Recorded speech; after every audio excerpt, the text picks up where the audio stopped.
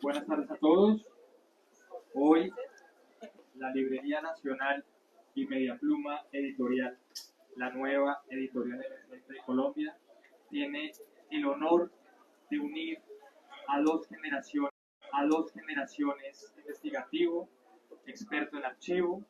Presenta hoy su primer libro, de la mano de Mediapluma Editorial. Y tenemos también el honor de tener hoy a Jorge Cardona Alzate, Premio Simón Bolívar de Periodismo a la vida y obra de un periodista. Estamos acá gracias a la Librería Nacional para presentar un libro necesario, un libro imprescindible que se publica bajo la conmemoración de los 40 años de una de las tragedias del conflicto armado colombiano que partió la vida de Colombia y la vida del país en dos. Sin más preámbulos, los dejo en medio de esta conversación necesaria y gracias, Andrés, por la confianza en Mediapluma Editorial. Jorge, gracias siempre por estar, por tu generosidad, por haber curado este libro, y gracias a la Librería Nacional por abrirnos su espacio hoy, el día sábado. Y a ustedes, muchas gracias por venir hasta acá. Bienvenidos. Muchas gracias.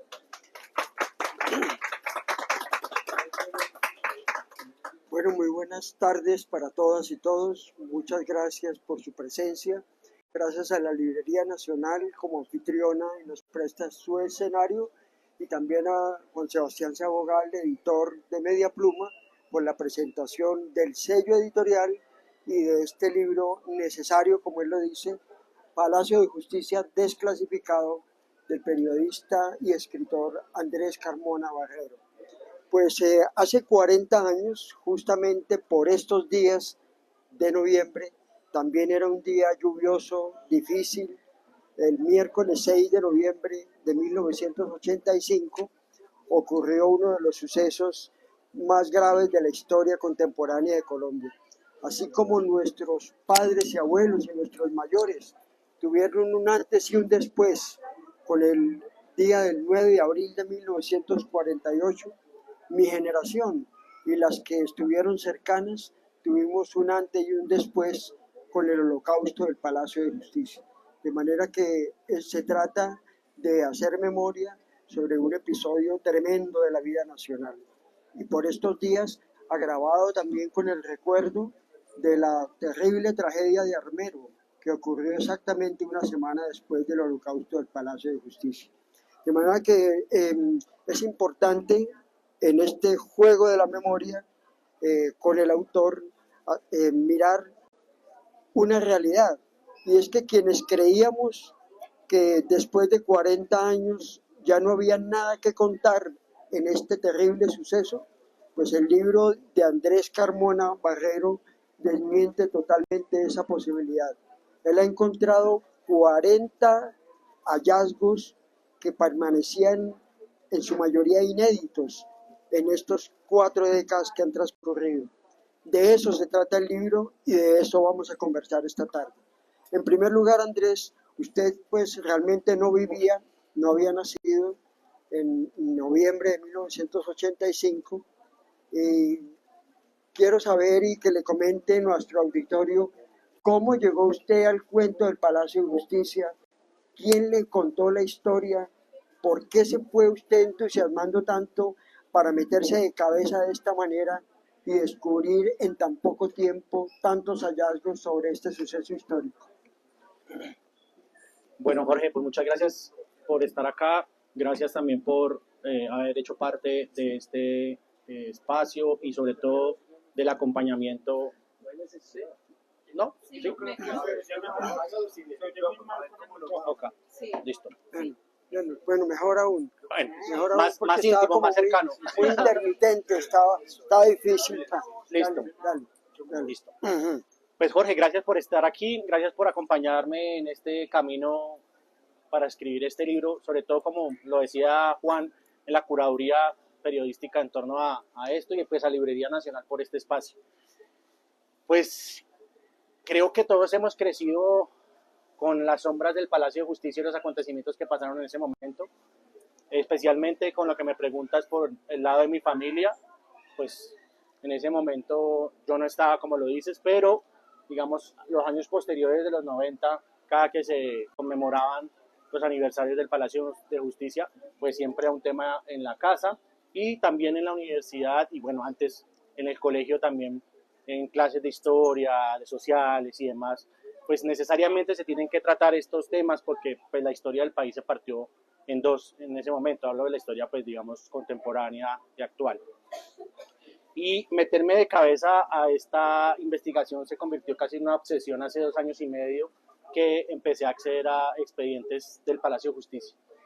Y pues empecé a revisar y a revisar y a revisar documentos que por la naturaleza de los acontecimientos pues eran digamos pues muy ricos en detalles, en acontecimientos, en escenas, en hallazgos. Entonces por ese lado creo que empezó el cuento del Palacio de Justicia y en cuanto a mi interés particular, ya digamos siendo profesional, periodista de investigación.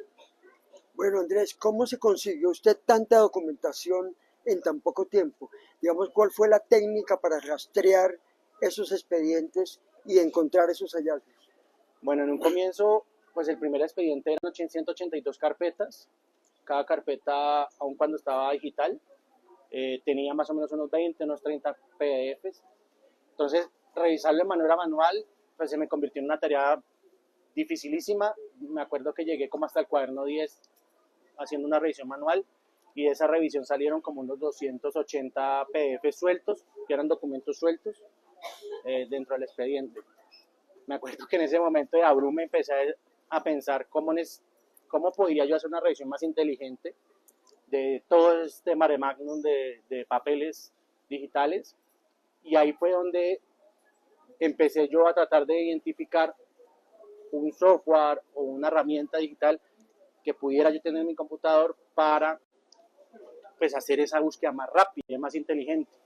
Y hablando con amigos ingenieros de sistemas, con gente que sabe como del sector, llegué a una plataforma que me permitió volcar ese primer expediente, fueron como unos 3.000 documentos, 2.900, y empezar a hacer búsquedas selectivas, o sea, búsquedas por lupita ya dentro del programa por palabras claves. Palabras claves como incendio, Casa del Florero, Irma Franco, Gustavo Petro, y ahí empiezan a aparecer cositas, Carlos Pizarro, bueno, palabras claves para tratar de reconstruir y hacer una radiografía lo más detallada posible. Bueno, Andrés, mira, y sobre esta misma perspectiva, ustedes están constatando y escuchando de que realmente Andrés es un periodista no solamente muy recursivo, sino que sus herramientas de trabajo realmente demuestran una renovación en las técnicas de buscar información periodística. Por eso quiero que hable un poco sobre lo que se detalla en su perfil biográfico, de que usted mismo se define como narrador de historias reales ocultas en expedientes judiciales y que se sustenta en que usted es quien dirige hoy un colectivo muy interesante llamado Expedientes Sellados. ¿Cómo funciona eso y qué tiene que ver con toda esta hechura del libro? Expedientes Sellados es una página que yo tengo en Instagram y un canal de YouTube donde, claro, sí señor, Expedientes Sellados es una plataforma en Instagram y en YouTube donde yo cuento casos judiciales a partir de expedientes judiciales, para la redundancia. Yo me metí en esta obsesión de los expedientes judiciales en el 2021 cuando empecé a trabajar con Caracol Televisión y HBO una serie documental que se llama Garavito, la bestia serial. Son 4 episodios donde hice yo toda la investigación de archivo para tratar de reconstruir esa producción. Y a partir de ahí empecé yo a ver un nicho, un foco de trabajo, que aun cuando los periodistas tenemos que investigar, por supuesto, todos los reportajes y las crónicas que hacemos, pues ese nicho veía yo que no estaba muy trabajado y empecé a meterme ahí. Y así es que nace Expedientes Sellados, nace la curiosidad de los expedientes y lo del Palacio de Justicia pues nace también a partir de ese trabajo de Garavito. Me acuerdo que en ese momento la producción no tenía ni idea dónde estaban los expedientes judiciales de Garavito, no tenían ni idea cómo contar de la manera más precisa posible los acontecimientos de esa época, y logré así llegar a tocar las puertas de los juzgados en Buga, en Palmira, aquí en Bogotá, los casos de Bogotá de la época de él y Cundinamarca, e incluso tocamos las puertas de Ecuador. La... Señor.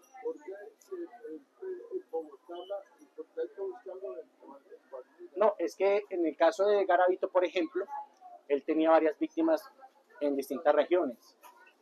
Entonces, Valle, Cauca, Cundinamarca, Nariño, Ecuador, incluso estuvimos con el Tribunal Superior en contacto para los casos. Sí, señor. Muchas gracias, muy amable. Bueno, Andrés, en medio de toda esta teoría que nos está dando sobre búsqueda de información y que realmente es muy renovadora y que yo le digo a Andrés que puede perfectamente dictar un seminario sobre cómo buscar información en estos momentos digitales, quiero que nos hable también y nos comparta qué dificultades se puede encontrar, porque este es un tema un poco también tabú. ¿Qué se encontró que le entrabó el camino? Uy, pues yo creo que lo principal en Palacio de Justicia era tratar de encontrar como frentes que no se hayan abordado, o por lo menos que no se hayan trabajado a profundidad. Que todo el mundo, cada aniversario del Palacio de Justicia, dicen, pero bueno, ¿qué vamos a contar? Ya 40 años, 39 años, 38, ¿qué vamos a contar de nuevo? Entonces empiezo yo a hacer ya esa revisión más inteligente con el software y empiezo a identificar, por ejemplo, que el Palacio de Justicia fue lavado por operarios de limpieza de una empresa en ese momento con la que el Palacio de Justicia tenía contrato, y yo antes hablando con la gente, ¿quién lavó el Palacio de Justicia? Entonces la gente, no, los militares, no, los policías, no sabía muy bien con claridad qué era lo que había pasado, y empezar a encontrarme yo testimonios de los operarios de limpieza con los jueces de instrucción criminal contando sus testimonios, y el gerente de la época hablando, por ejemplo, el juez le pregunta cuántos viajes fueron más o menos en volqueta, porque él dice que contrataron a un señor que tenía una volqueta, y él dice, pues más o menos fueron 300 viajes, porque eso fue lo que él nos cobró a nosotros, pues en una quincena, porque esos viajes fueron del 13 de noviembre, el 12 de noviembre más o menos al último día de noviembre o comenzando diciembre, fueron más o menos 300 viajes que él dice el señor hizo. Y escombros, restos humanos, sangre, o sea, todo lo más terrible que engloba esta tragedia nacional. ¿En qué fecha fue la toma? 6 de noviembre de 1985. 6 de noviembre. Sí, señor, 6 y 7 de noviembre de 1985, hace 40 años.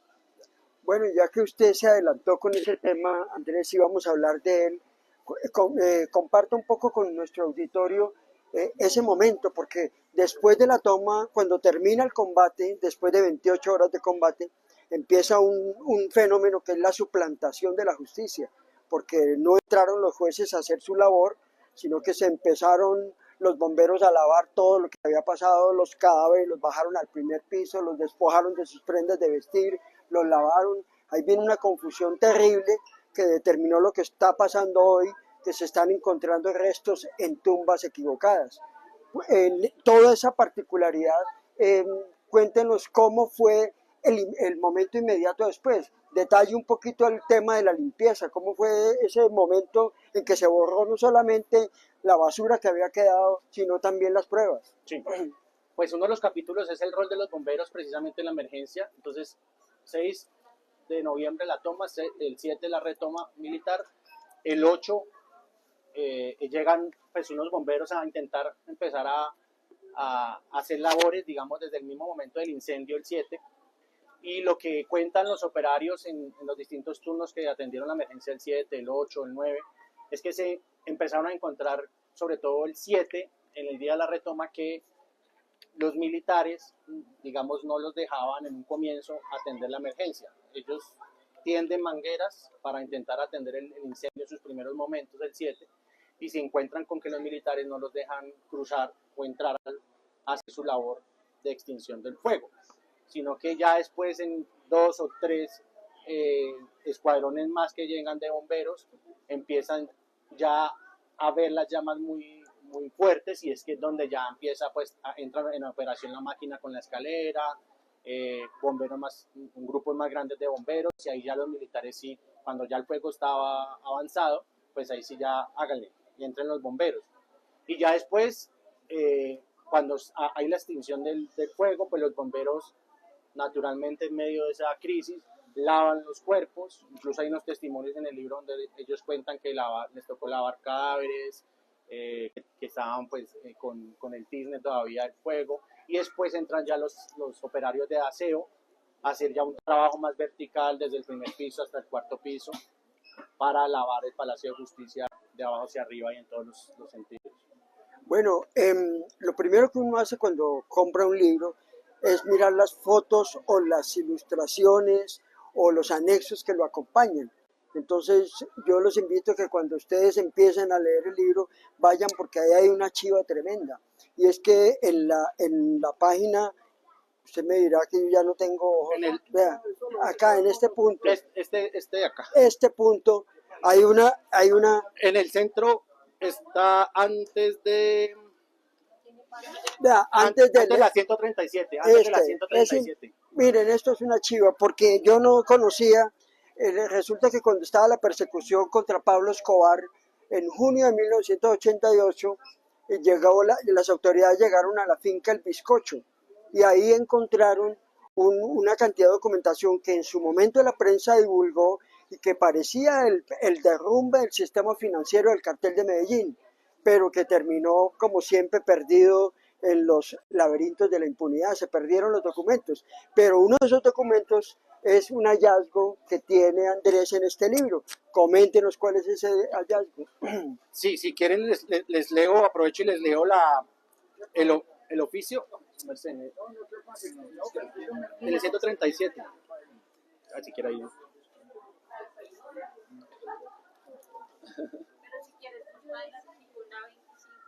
¿Por qué fue el Palacio de Justicia? ¿Por qué? Porque iban a hacerlo en otra parte, en el Parlamento. Entonces un señor de Cuba dijo que el Parlamento tenía muchas ventanas, un arquitecto, entonces el otro no tenía arquitecto. Quiero decirle que Petro no estuvo ahí porque estaba siendo torturado en la Ese es uno de los capítulos. Ese es uno de los capítulos, Una carta justamente. de él explicando por qué estaba en la cárcel La Modelo en el patio 9. Pero volvamos al anexo. Hágale, cuéntenos la historia de ese anexo. Les voy a leer el documento, pues el contexto rápido es, este es un oficio del 16 de junio de 1988, donde un juez de instrucción criminal le escribe a otro juez y le remite pues una hoja de agenda con los nombres de los magistrados en las distintas salas, donde él le dice que se la comparte para que haga parte de la investigación del Palacio de Justicia, porque encontraron en esa agenda, en un allanamiento que hicieron en la finca El Bizcocho, para el mismo año, en el 88, la finca El Bizcocho en Poblado Medellín, que era de Pablo Escobar en la época, y ese anexo tiene los nombres de todos los magistrados. Entonces, la libreta tiene apuntados por salas los nombres de los magistrados, y es una libreta de 1985, donde anotan ellos los nombres de Manuel Gaona Cruz, de la Sala Constitucional, de Alfonso Patiño Rosselli, de Carlos Medellín, de Ricardo Medina Moyano, de la Sala Civil de Humberto Murcia Ballén, bueno, entre otros magistrados. Lo interesante, como lo plantea Jorge, es que este documento hizo parte en su momento de una investigación que le abrieron al cartel de Medellín, producto de los allanamientos en la finca El Bizcocho, cuando lo estaban persiguiendo a la mafia, las autoridades en ese momento. Y este juez le dice, pues encontramos en una de las hojas, en una de las páginas de la libreta, encontramos que estaban descritos los nombres ahí de los magistrados en la época de los hechos del Palacio de Justicia, en 1985. Pues eso ratifica claramente que Pablo Escobar estaba detrás del asunto, por lo menos tenía en su libreta personal todos los nombres de los magistrados del Palacio de Justicia. No, yo no creo. Bueno, por lo menos en la libreta estaban. de M19. Sí, pero en la libreta de Pablo Escobar estaban los nombres. Hay una, por lo menos creamos una suspicacia, puede ser, y además ratifica un hecho, que los colombianos más amenazados del momento eran los magistrados de la Corte Suprema de Justicia y el Consejo de Estado. Luego deja sin explicación por qué en el momento en que llega el M19 a las 11:40 de la mañana del miércoles 6 de noviembre no había un solo miembro de la fuerza pública custodiando el Palacio de Justicia. Son los misterios que van apareciendo en este tema. Andrés, cuéntenos una cosa, usted que recorrió de cabeza a los distintos actores, toda la gente que se congrega en este episodio trágico del Palacio de Justicia, si usted tuviera que hacer un libro de un capítulo de su libro, ¿cuál lo haría y por qué? Yo haría, o sea, yo convertiría en un libro lo que sucedió en el cementerio del sur. O sea, la fosa común del cementerio del sur es de las cosas más terribles que tiene este caso del Palacio de Justicia, y que por donde usted se meta le sigue usted encontrando aristas o puntas para trabajar.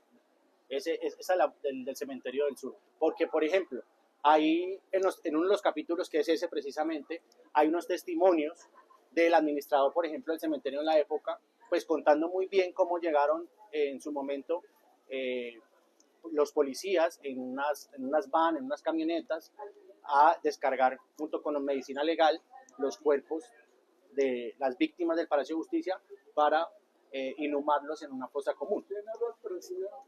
Belisario. Pero en el momento de la toma del Palacio, Belisario no pudo manejar la cosa, manejó el general. Sí, señor.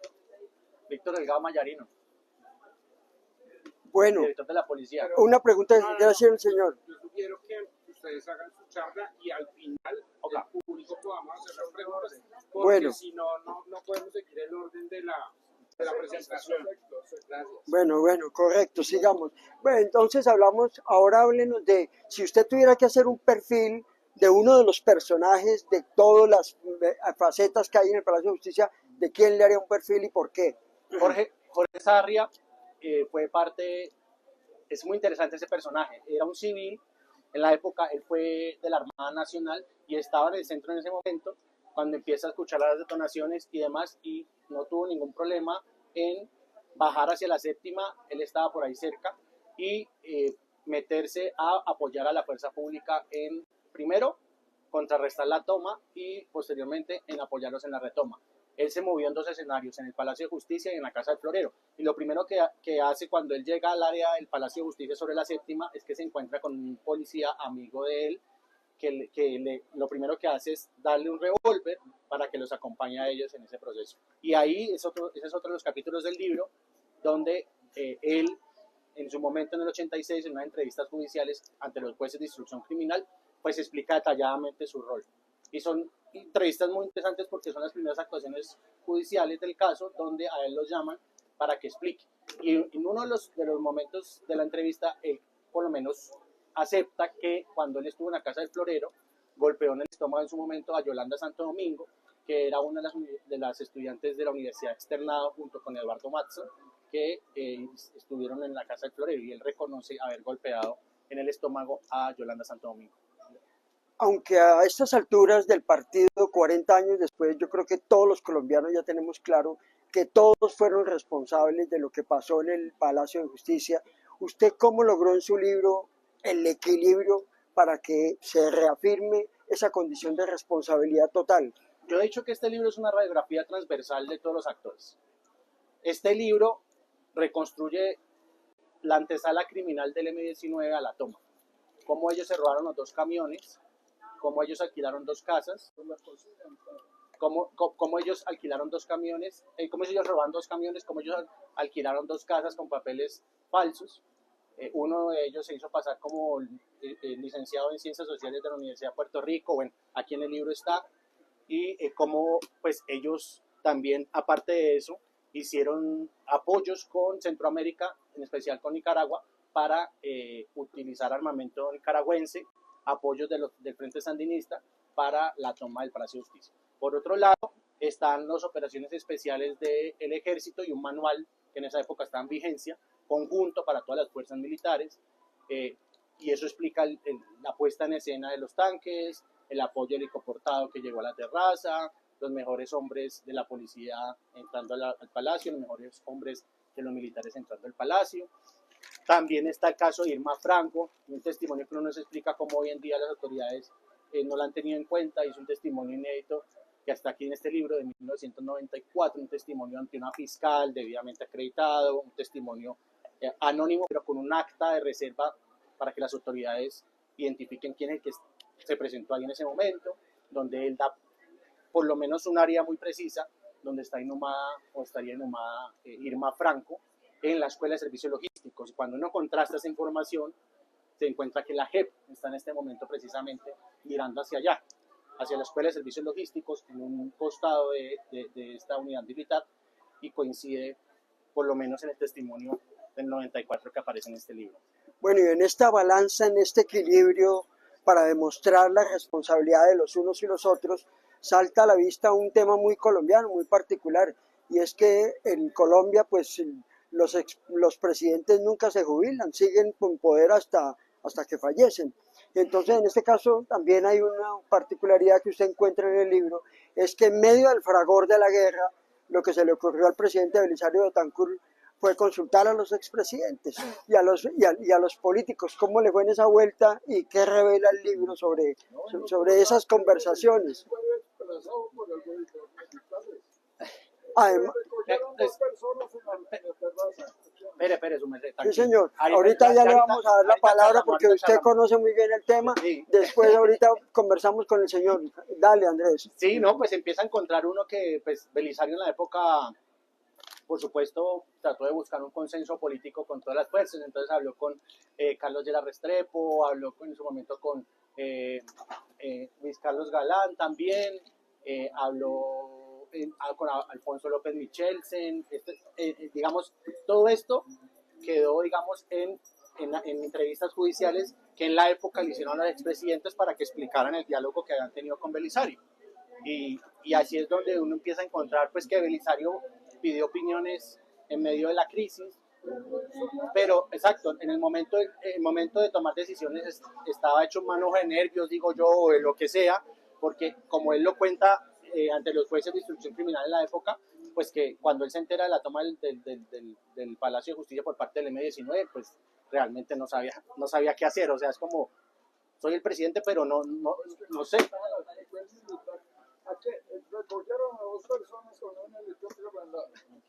Gracias, señor. Continúe. Ahorita enseguida seguimos conversando. Siga. Sí, entonces empieza él a llamar a todo el mundo, incluso Noemí Sanín también fue, digamos, parte en ese momento de lo del Palacio de Justicia, y también pues el presidente del Senado en su momento. Entonces creo que por ese lado, Jorgito. Bueno, cuéntenos, hay uno de los capítulos más reveladores sin duda alguna, y usted siempre habla de eso y le gusta ese tema. ¿Cómo es la vuelta? ¿Qué son, hasta dónde ha llegado la justicia en el caso Irma Franco? ¿Y por qué sigue desaparecida? Pues yo siento que la justicia con el caso de Irma Franco se ha quedado corta en el sentido de que siempre se ha dicho que Irma Franco estuvo en la casa del florero, efectivamente, que de ahí salió en un vehículo Nissan hacia una unidad militar y que de ahí en adelante no se sabe nada de ella. Pero este testimonio del 94, ¿qué es lo que dice? Llegó un segundo vehículo en esa unidad militar donde a ella la suben, la interrogan, y que producto de esas acciones con ella ahí se logran los primeros allanamientos acá en el sur de Bogotá, donde encuentran fotografías, encuentran armamento, encuentran una serie de cosas relacionadas con el Palacio de Justicia, y que posteriormente a eso la conducen en esa Chevy van color café a una zona de la Escuela de Servicios Logísticos donde la asesinan, y ahí es donde supuestamente la inhuman.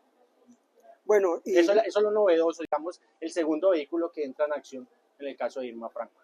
Y en medio de esas revelaciones se me olvidó relacionarles que buena parte de esa ambientación política que fue creando Belisario, hablando con los expresidentes, con los jefes políticos, pues terminó retribuida porque el 16 de julio de 1986 22 días antes de que asumiera Virgilio Barco como presidente de la República, la Comisión de Acusación de la Cámara de Representantes absolvió al presidente Belisario Betancur. Y al absolver al presidente, que era el comandante de las fuerzas militares, pues en cadena se fueron absolviendo también los militares hasta 1994. Después que fue que se reabrió el caso, pero en ese momento tuvo ese efecto particular. Andrés, usted tuvo una entrevista muy generosa que le hizo Julio Sánchez, y también en El Espectador usted contribuyó con uno de sus capítulos. Cuente, écheles una perla a nuestro auditorio de los que tienen en el libro. Una cosa, Escoja una perla ahí. 2 personas fueron recogidas ¿quiénes eran esas 2 personas que fueron El capitán Talero, el capitán Talero, arriba. recogieron? No, señor. Bueno. Recogieron al hermano de Belisario y la Ah, esposa sí, de ya. Jaime Castro. Rescatado. Sí, sigue Andrés. No, para mí una de las perlas del libro tiene que ver con una situación que el M19 siempre ha tratado de mantener como muy al margen, y es que aun cuando la justicia en ese momento no tuvo claridades y no logró probar nunca la financiación de la mafia para la toma del Palacio de Justicia, sí este libro cuenta que existieron en su momento relacionamientos entre el narcotráfico de Medellín, o sea, Pablo Escobar y su gente, y el M19, principalmente no a través de todos, sino de una persona particular, Iván Marino Ospina. Y uno de los capítulos de este libro se llama Iván Marino Ospina fue a la finca de Pablo Escobar. Y es una afirmación en comillas dobles, porque haciendo esta investigación y revisando los archivos públicos de la Comisión de la Verdad en 2005, creada especialmente para hacer una investigación histórica de los acontecimientos, pues llaman a los exdirigentes del M19 a rendir entrevistas, y ahí es donde empieza uno en las videograbaciones que pude consultar y que tengo para esta investigación. Es que, por ejemplo, a Antonio Navarro Wolf le preguntan por Iván Marino Ospina, y él dice que una de las cosas que le costó la dirección a Iván Marino Ospina en su momento fue esta, que Iván Marino Ospina fue a la finca de Pablo Escobar. Y esta es una afirmación que hace Antonio Navarro Wolf a la Comisión de la Verdad, pues contando ese relacionamiento. Pero aunado a esto empieza uno a escuchar a Oti Patiño también hablando ante la Comisión de la Verdad en 2005, diciendo que sí existió una relación funcional entre Pablo Escobar y el M19 a través de Iván Marino Ospina. Y da como unas luces de la personalidad de Iván Marino Ospina en ese momento, y Oti dice que era una persona que se le daba muy fácil relacionarse con bandidos, y así lo dice, digamos, él ante la Comisión de la Verdad, que podía perfectamente relacionarse con bandidos o con militares, y por ejemplo lo ubican muy estratégico en Panamá, con contactos militares en Panamá a Iván Marino Ospina. Y como ustedes pueden ver, en el tema del Palacio de Justicia siempre es un ping-pong informativo, va de un lado al otro, porque así son las responsabilidades del holocausto del Palacio de Justicia. Unas de los militares, otras del gobierno, otras del M19, y por eso un libro como el libro de Andrés Carmona Barrero, Palacio de Justicia Desclasificado, se puede leer con la misma técnica con que uno lee el libro de Rayuela, de Julio Cortázar. Puede uno entrar por donde quiera y encuentra un hallazgo. No lo tiene que leer en orden, porque cada capítulo se defiende por sí mismo. Y hablando de esos capítulos, cuéntenos, por ejemplo, todos hemos visto a lo largo de estos 40 años las imágenes de un personaje que murió por fuera del Palacio de Justicia, que lo recogieron, luego lo dejaron caer en la camilla, todo eso. ¿Quién era ese señor? Pues ese señor se llamaba René Acuña y trabajaba en Vestidos Valer, era decorador de vestidos ahí en el centro, y era una persona que nada tenía que ver con los acontecimientos, y fue asesinado en la periferia del Palacio de Justicia, y es la triste imagen en video de 3 personas arrastrando un cuerpo en medio de la tensión de la toma y la retoma, ahí por el andén.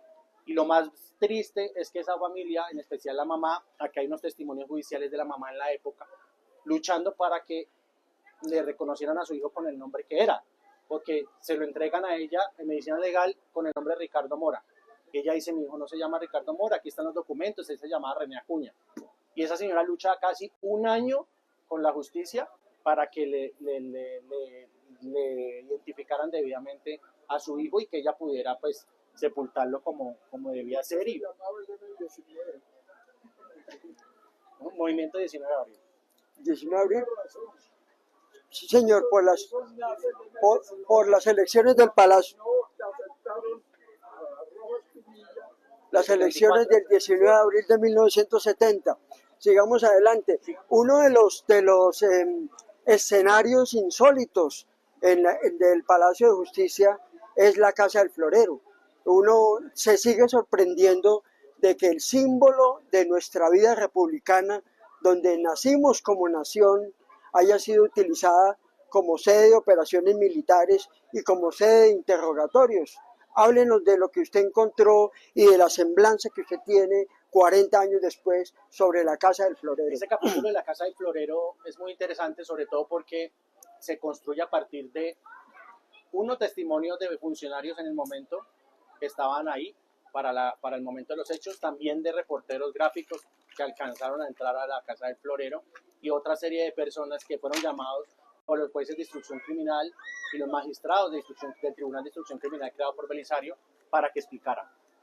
Entonces, por ejemplo, uno de lo que se cuenta en el libro y que lo ratifica el director de la Cruz Roja es que hubo, por supuesto, un puesto de mando en la Casa del Florero y que en ese momento estaba ahí, y mencionan a dos personas en particular, al coronel Luis Alfonso Plazas Vega y a el general Vargas, que en ese momento estaban ahí en el Palacio, en la Casa del Florero, pues dando órdenes militares y policiales.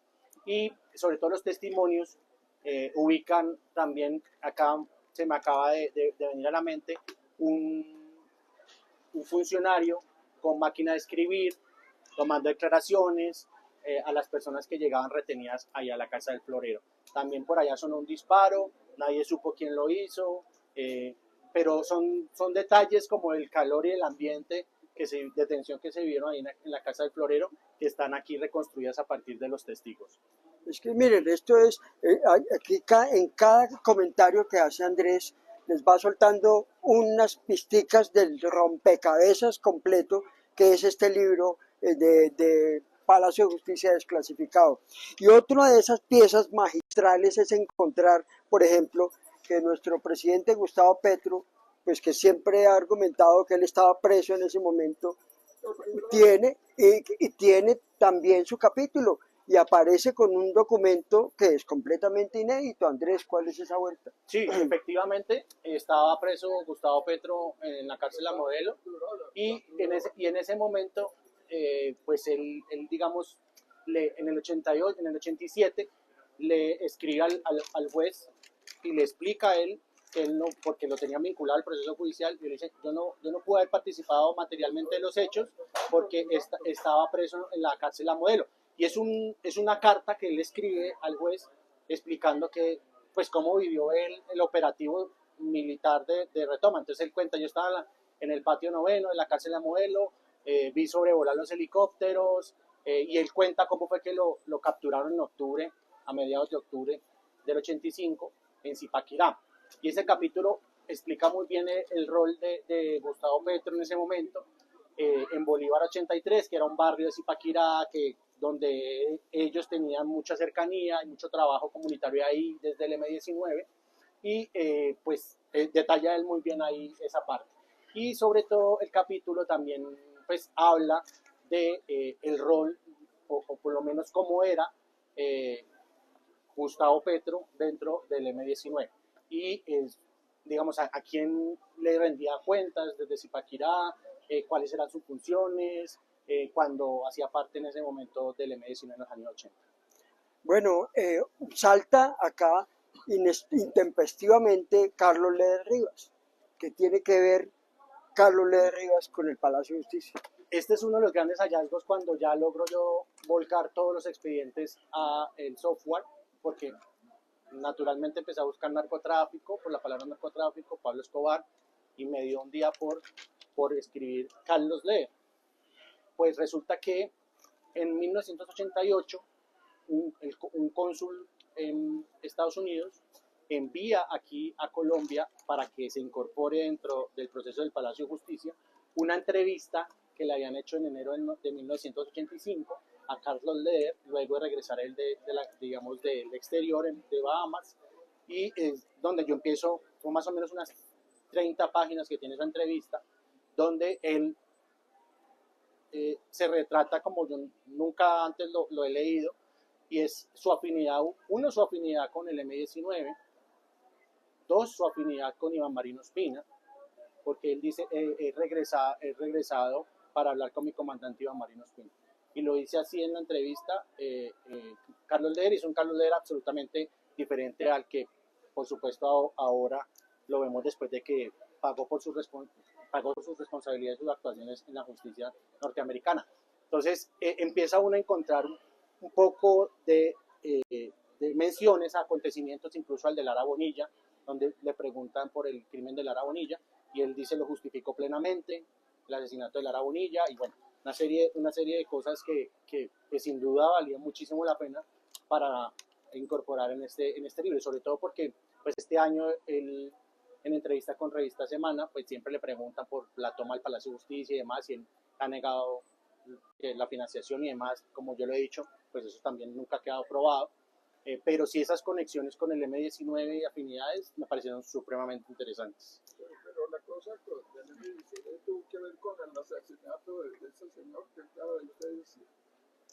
Bueno, en los últimos 40 años, cuando se habla de muchos personajes de este tema del Palacio de Justicia, hay uno que deliberadamente es el más misterioso de todos y muchas veces ha sido medio tabú, el general Iván Ramírez Quintero.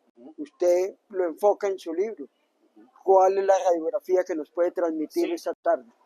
El rol de Iván Ramírez Quintero es un rol por cadena de mando a través del COICI, que era pues el Comando de Inteligencia del Ejército, y sobre todo es muy interesante leer a Iván Ramírez Quintero hablando del Palacio de Justicia, y sobre todo pues en entrevistas judiciales que le han hecho en estos años, porque pues Iván Ramírez Quintero es de los personajes militares que menos exposición pública tiene, digamos, en cuanto a él dar explicaciones por acontecimientos, por X, Y o Z de lo que fue su rol militar, y tratar de esbozar su trabajo, digamos, su rol militar ahí dentro de la Casa del Florero, pues es muy interesante. Y él siempre, por ejemplo, en las entrevistas judiciales que están aquí recogidas en el libro, pues él niega, por supuesto, que haya existido algún tipo de responsabilidad con la desaparición de Irma Franco, pero por ejemplo contrasta con lo que ha dicho el coronel Alfonso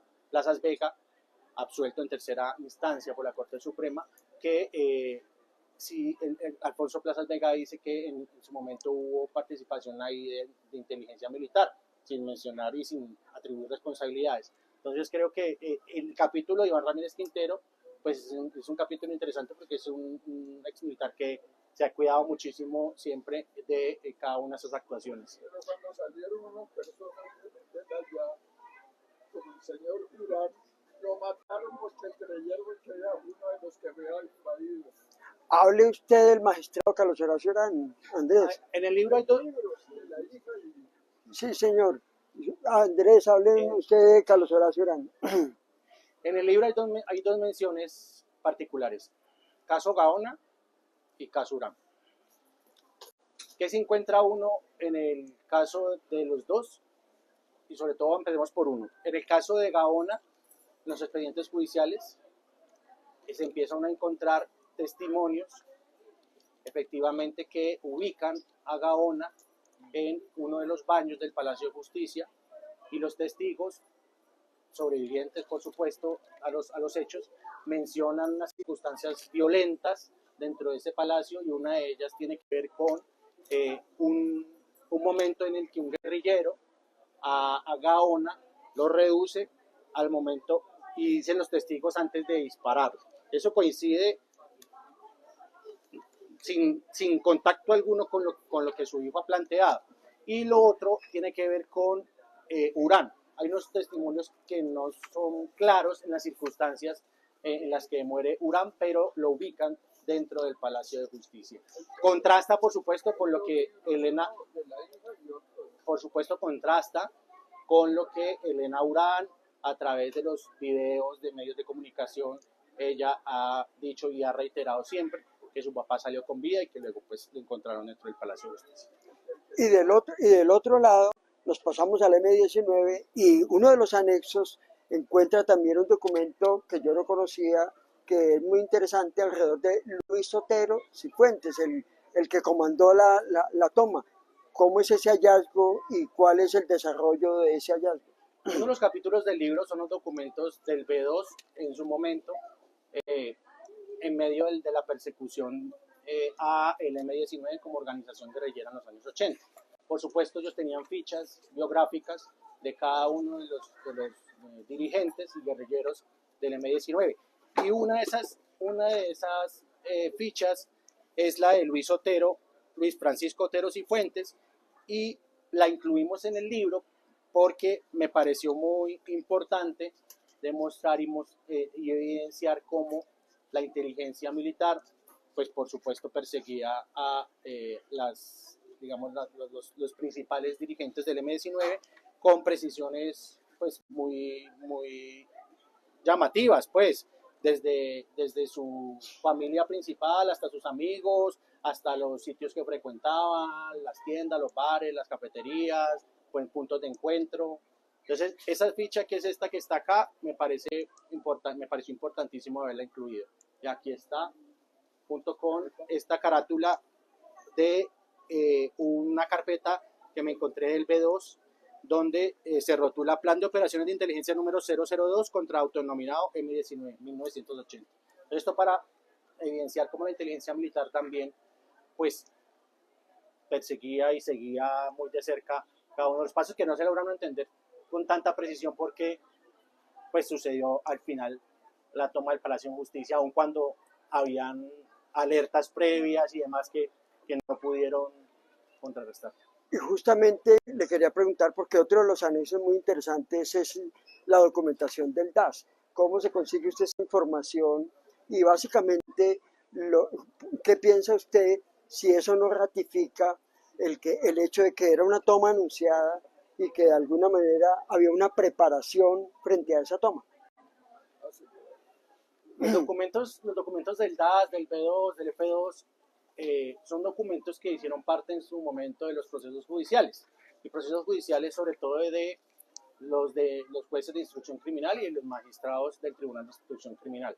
Entonces, cuando ya otra vez me mencionó en la búsqueda inteligente a través del software, empieza uno a encontrarse este tipo de documentación, DAS, el B2, el F2, y empieza uno a tratar de reconstruir un poco como esa persecución de la inteligencia militar al M19. Yo quisiera, Jorgito, aprovechar este momento y invitar a la gente a que también preste mucha atención a uno de los anexos en el centro que tiene que ver con una reconstrucción judicial foto a foto del conductor de la tanqueta que dispara contra el Palacio de Justicia. Es una reconstrucción que hacen con él el 25 de febrero de 1986, el Juzgado 30 de Instrucción Criminal Ambulante. Y es un foto a foto donde él se ubica, es donde ubicó la tanqueta. Entonces arranca la primera fotografía con lo siguiente.